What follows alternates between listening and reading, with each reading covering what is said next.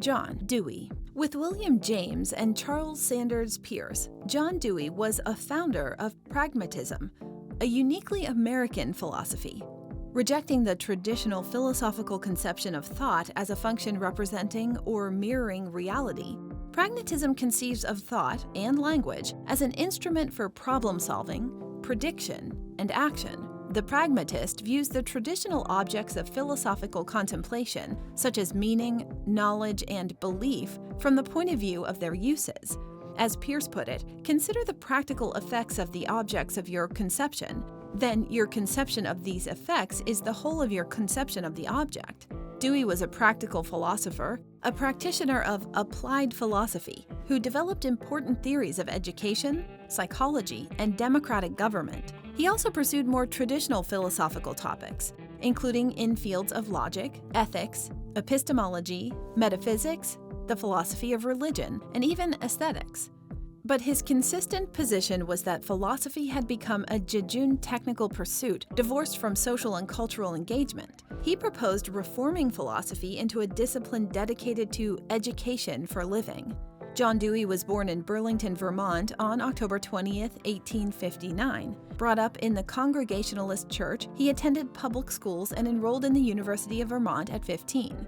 After graduating in 1879 at 19, he taught high school for 2 years and then returned to Vermont to study philosophy privately with Henry Augustus Pearson Torrey, an institutionist with a passion for Kant. Dewey next enrolled in the graduate philosophy program at Johns Hopkins University in 1882 and resolved to reconcile neo-Hegelian idealism, Darwinian biology, and experimental psychology into a new psychology and a new philosophy. His objective was to synthesize the biological, functional, and materialist Darwinian pole with the creative and spiritual pole of idealism. He saw Hegel's dialectical process as a way of synthesizing matter and spirit, the divine and the human. Dewey developed a powerful reputation as a philosopher and psychologist through engagements at the University of Michigan, University of Minnesota, and the University of Chicago, where he was appointed chairman of the philosophy department, which conveniently for him encompassed psychology as well as pedagogy. This put Dewey in a unique position to apply philosophy practically. With George Herbert Mead, Harvey A. Carr, and James Roland Angell, Dewey fostered development of the so-called Chicago School, advocating psychological functionalism, which focuses on the utility and purpose of behavior modified in an evolutionary manner over years of human experience. Are you a philosophy student, or just have a general interest in philosophy? Since ancient times, brilliant philosophical teachings and dialogues taught by great luminous minds have deeply elevated the way we think and live. The Complete Philosophy Primer is a comprehensive, organized, easy-to-read, and all-encompassing guide specifically written for students in their first college-level philosophy course, as well as anyone with an interest in philosophy. With this jam-packed philosophical guide, you will optimize your knowledge in philosophy, logic, ethics, its history, and branches. Learn philosophical concepts, term definitions, and biographies. Find lists of essential books, films, blogs, websites, and other resources. Improve your writing skills. Learn how to argue effectively. And most of all, learn how to be a better student. Order your copy today to philosophize your mind and illuminate your wisdom. This led to Dewey's work in educational theory. He founded at the University of Chicago the Laboratory School, which became a renowned vehicle for testing both psychological and educational theories. He also engaged in political and social causes and became a friend and colleague of Jane Addams and supported her Hull House movement in social work. In 1904, disputes involving the Laboratory School prompted Dewey to leave Chicago and become a professor in the philosophy department of Columbia University in New York City, where he also worked closely with Columbia's distinguished Teachers College.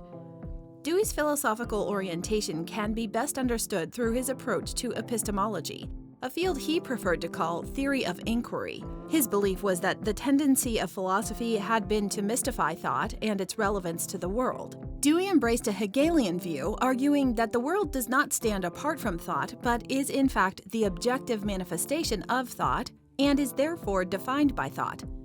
In the course of his work, however, he revised his initial idealistic view and instead proposed that a valid history of knowledge had to start with a consideration of the development of knowledge as an adaptive response to the environment, aimed specifically at constructively restructuring that environment. Dewey came to see thought as the product of an interaction between organism and environment. Knowledge, in his view, was the instrument by which people could strive to guide and control the interaction with the environment.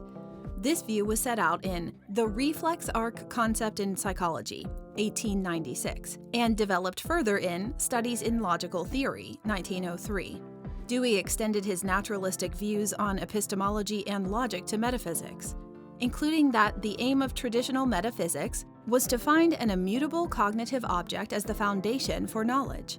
Dewey countered that knowledge is the product of activity intended to fulfill human purposes. Therefore, the truth of a belief, or knowledge, is discovered by the consequences of its practical deployment, not by an abstruse analysis of its ontological origins. His 1908 article, Does Reality Possess Practical Character?, addresses this redefinition directly.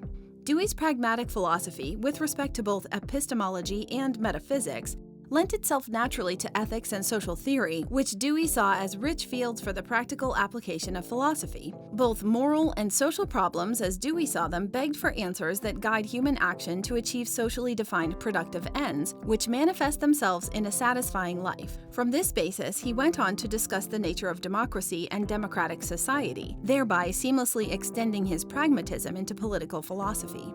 In 1931, Dewey delivered the Williams-James Lectures at Harvard University in what was a new field for him, aesthetics.